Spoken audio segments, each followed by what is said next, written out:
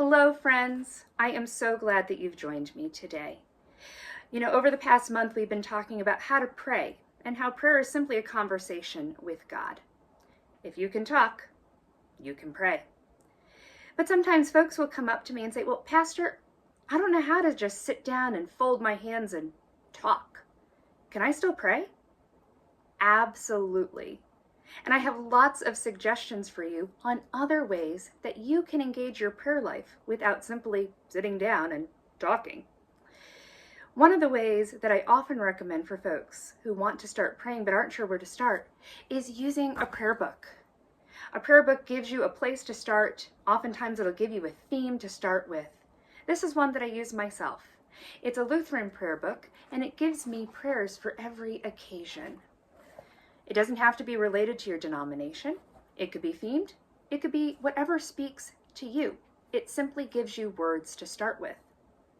But maybe you want something that relates a little bit more to your life, applies what you're talking about with God to your life. And in that case, have you considered a devotional? Here's one that the church I serve offers folks every month, and it provides a little reading, a little prayer, a little Bible verse for every day. But what if you don't want to read? What if you want to look at something? Devotionals come in all shapes and sizes. Well, Pastor, where can I find devotions? I'm glad you asked. You can find devotions online. There are a lot of social media pages that actually provide daily devotions, and in which you can follow, and you'll get a daily devotion right in your social media feed. Or there are apps that create devotions, and you can look at one of those. But maybe you're not so tech savvy. That's okay. There's still lots of printed devotions out there. Here's one that's based in comics. Who would have thought? Or maybe you don't want something so, quote unquote, religious. That's okay. Have you considered using a quote book? Here's one that has all sorts of different quotes from Mr. Rogers. Yeah, the Mr. Rogers. Have you considered opening up a quote book, reading a quote, and seeing how it might apply to your life? Meditating on how that quote speaks into what you're going through at that point in time. But maybe you're not a reader. That's okay. Maybe you're somebody who needs something to touch, something to hold. Well, have you considered prayer beads? Our friends in the Roman Catholic tradition have been using rosaries for years. They allow folks to have a place to hold, a place to count, and it gives them a set of prayers to go through. But aren't those only for Roman Catholics? No, not at all. Check this out. This is a Lutheran rosary. Who would have thought? A Lutheran rosary has its own set of prayers, its own set of questions, its own set of meditations. And maybe you don't want a wood one. That's okay. Maybe you want a shorter one. That's okay. You can use any sort of prayer bead as it helps you to go through whatever prayers. Or have you considered using a poppet? A poppet? Yeah, a poppet. You've probably seen these out on the market. They come in all shapes, sizes, and have a variety of different number of pops on it. Have you considered using one of these to engage your prayer life? Maybe for each bubble, you list off one thing that you're grateful for, or one thing that you want to share with God that you're worried about, or one number of any other things.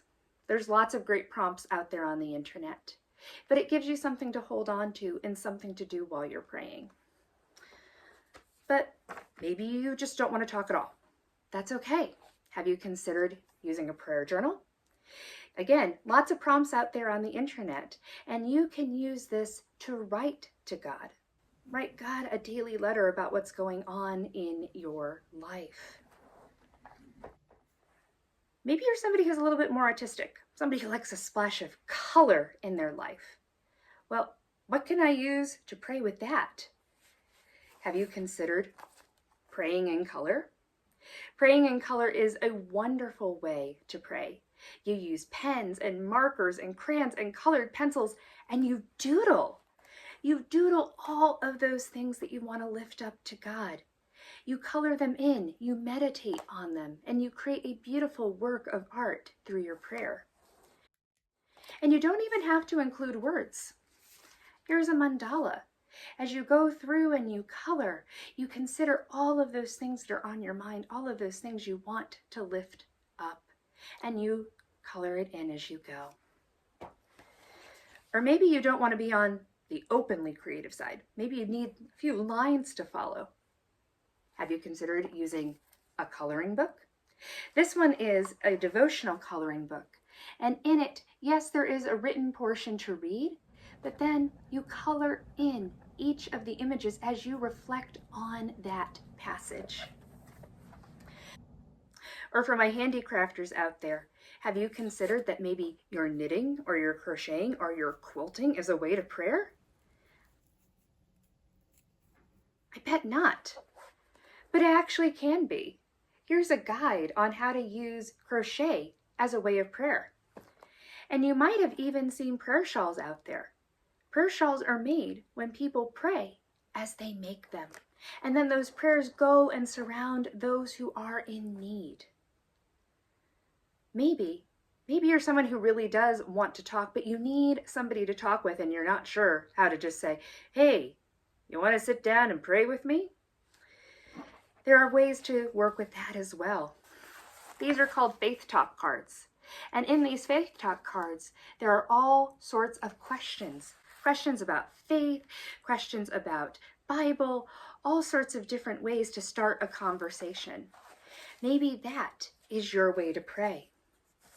Or have you ever considered grabbing a hymnal and singing some of the hymns that you love? Or putting in a CD and listening and reflecting on the words that are being sung and the music that's being played?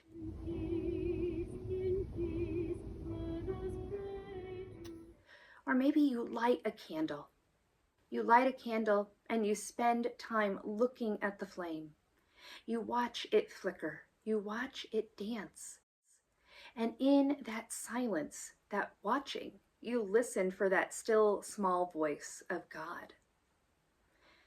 But maybe you say, well, Pastor, that's all great, but I am so busy. I don't even know where I'd find time to stop and pray. There's lots of different new books out, books that can give you ways to incorporate your faith life into everything that you do. Here's one that I personally recommend. It's called Who's Got Time? And it's about incorporating spirituality into your everyday life, into what you're already doing. Whether that's running the kids from school to soccer practice, going for coffee with a friend, cooking dinner, or even just brushing your teeth. Who would have thought brushing your teeth could be a way to have a conversation with God?